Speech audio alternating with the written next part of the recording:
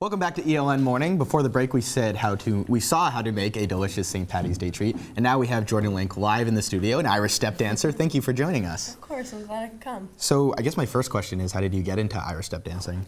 When I was about 4, there was a Folgers commercial, and this girl would get up and have her coffee and start dancing in the kitchen. And every time it came on, I'd get up and start dancing. So my mom signed me up. No kidding. That's how you got into it? Yeah. Wow, that's so a fun great. story. So it's a unique dance. I think it's safe to say. Can you how would you, without actually performing it for us yet, how would you describe it? So there's the competitive Irish step dancing that I grew up doing, and then there's more of the performing. So I don't know if you've heard of river dance. Sure. That's kind of like line dancing.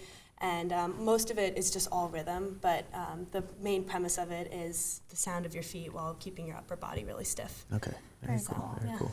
And what's your favorite part about performing? Just the thrill of it, you know. Mm-hmm. It's really exciting getting on stage and, putting everything out there, so. So you said you saw the commercial, and has that been how long you've been doing it, or did you start a formal class after that? How did that work? My mom just signed me up. Someone in my preschool, a teacher, knew her daughter did it, so I started doing it. And then when I was about 14 or 15, that's when I really started competing competitively and internationally. So. Very cool. Very Wonderful. Cool. And the performance you're gonna show us today, was that choreographed by yourself, or has this been a part of some routine that you've been involved in? Yeah. So St. Patrick's Day is a busy time for year for Irish dancers. So ever since I was really little, we do shows, and this is kind of just a typical show routine.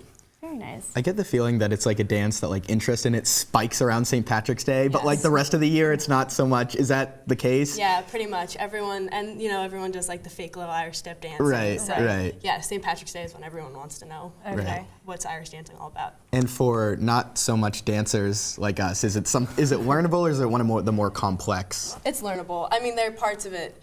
Obviously, as you get to a more competitive level, it gets harder, but it's definitely learnable. Great. Very cool. Well, your shoes are really great. Yes, we're excited to see you dance.